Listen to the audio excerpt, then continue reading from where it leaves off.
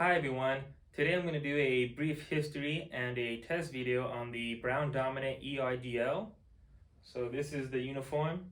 As you can see, it looks a lot different than the Green Dominant, and probably wondering what's the difference between the Green Dominant and Brown Dominant ERDL. Basically, if you look at this uniform, you'll notice that the Green Dominant would usually, they called it green because this would usually be the color of a lime green, like a light lime greenish color. And what they did was they replaced it to a khaki color just like this one. So as you can see, there's more, like this brown khaki color, and that's why they call this the Brown Dominant. They basically just made it look more brown. And this uniform was just basically meant to be worn in like tropical areas, just like Vietnam, which is why this uniform is, kind of cool and famous, is that this uniform was issued out to troops, specifically like all those, special forces, Navy SEALs, MACV SOG, and other recon units. It wasn't until like later in the war they did issue them out to the Marine Corps. You'll see a lot of Marines also wear it during the Vietnam War, except theirs would just have a Eagle Globe and Anchor insignia like printed right here. And yeah, it's an interesting camouflage. And you're probably wondering, why would the U.S. Army decide to change the colors from the lime green Green Dominant ERDL to this one, the Brown Dominant? And I have a source from straight from the U.S. Army. It's a document, and it's titled Psychophysics of Modern Camouflage, U.S. Army Natick Research and Development Laboratories, June 1982, and you can find it on apps.dtic.mil. And this is a direct quote from that website and / document. It reads, "This uniform used a camouflage pattern that has been designed in 1948 by the Engineer R&D Laboratories ERDL. Combat experience in Vietnam, however, proved that it was too bright. Accordingly, the colors were toned down by Natick Laboratories in such a manner that the merged color more nearly approximated the OG color standard. The standard for this pattern is called NLABS-1. When that standard depleted in 1979, a replacement was chosen, NLABS-2. So, as you can see from that document, script from the Natick Laboratories, this is technically, I guess, officially called NLABS-1, which stands for Natick Laboratories 1. And yeah, they had it up from 1970 up to 79. And if you notice, they said that once this depleted, they changed to NLABS-2, which is RDF camouflage. I have another video you can watch on that one, but we're gonna mostly talk about this one. So yeah, if you notice, the document says that it was too bright, the other Green Dominant uniform, so they toned it to this more, brownish color. And you're probably wondering, like, why is that? Well, if you know a lot of territories in Vietnam, some of it is actually like, really dense jungle, lots of greenery, and how would I say, vegetation. But then there's some places in Vietnam, kind of like Khe Sanh, Vietnam, and Khe Sanh is more brown. Like if you look at old pictures of like soldiers, or the pictures of soldiers from that time, you'll see like around the background, it's more of a like brown mountainous kind of color. And a lot of the soldiers you'll see in the pictures are like dirty, like they have like just brown or like clay color all over them. That's probably why they kind of toned it down to this color. Green Dominant, the other uniform, was mostly good for like very dense jungle. triple canopy kind of jungle, kind of like in places like in Laos. Laos is more, I know not, Laos is not Vietnam, but special forces did go into there, or did they? But they basically wore the green dominant for that kind of type of, you know, area. Laos is more like triple canopy, and if you don't know what triple canopy is, it just means like tree branch on top of a tree branch on top of another tree branch, and it's just like dense jungle, right? But then there's places like Khe Sanh where it's not dense jungle. It's more like maybe one canopy and then just dirt. Like, you know, um, what else? Oh, Cambodia. Cambodia is a great example. Cambodia is more like mountainous terrain, and there's only one canopy of trees or like jungle. So it's more similar to like American, you know, forest, where you can actually, you know, it's more visible. There's more like woodland. It's more brown, and that's why they kind of went with this, you know, type of color, which is kind of interesting.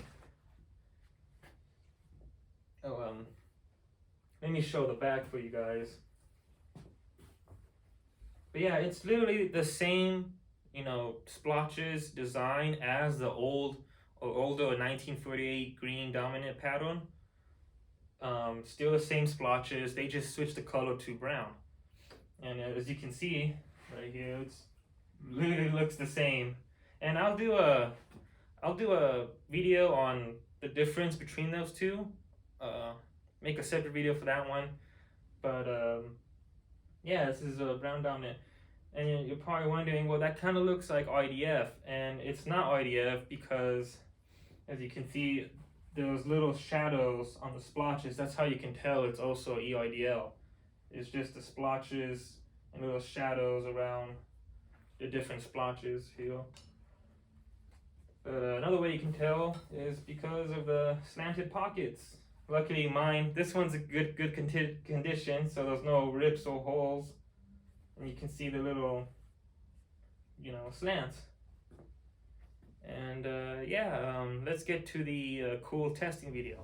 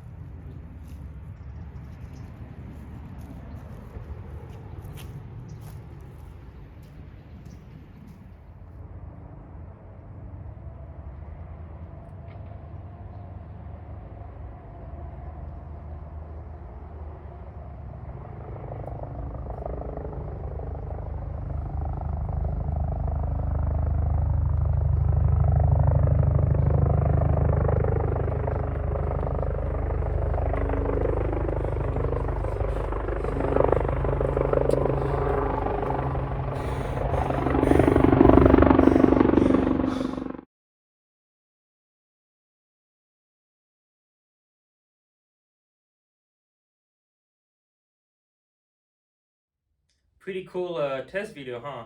I tried to find places that were like had less greenery. If you noticed, I didn't, film in the same places I used to. But yeah, I kind of tested it on like brown hills where there was just dirt, and then I went to some, little spot that I found that was like only one canopy of trees, and then had like a lot of, I would say, like, it had like a lot of leaves, more brown, kind of like like a typical woodland scenario. If you notice, I'm also wearing jeans because I, again, can't find the pants, at least for my size. But it's historically accurate if you want to like reenact, wear one of these with some jeans. That's just how the Navy SEALs did it. They would just wear like Levi's 501 or 505 jeans, and then just put this on top and wear the, Oh, if you notice, in the video I also have a time period correct, what is it, web gear. I found that one, for cheap. It is broken though, so I did have to tie it with like paracord, but yeah, that was kind of cool to see, like, test that with this uniform too. And yeah, it's pretty cool. These do fit kind of big, so if you want to like buy one for yourself, they do run a little bit more like, what do you call it? I wouldn't say like big, but a little bit more like longer and kind of wider. Yeah, this one's a size medium long, which kind of fits me because I'm kind of fat, as you can see. So it like barely fits the buttons. I had to like fight to like kind of get them on. But yeah, if you're like me, 5'11", about 227 pounds, it'll fit you a medium long. But good luck trying to find a size large, because most of these that I find are usually size medium or small. Not sure why. Maybe that was just the average height back then. Yeah, it's a cool uniform. If you want to know more about the other uniform, the Green Dominant, I'll link a video to that one. I will also link a video to the RDF ERDL, so that you guys can like just watch and learn about them. Later on, I am going to make a video basically comparing this one with the green and the RDF, and hopefully I can get that possibly next week. But thank you guys for watching.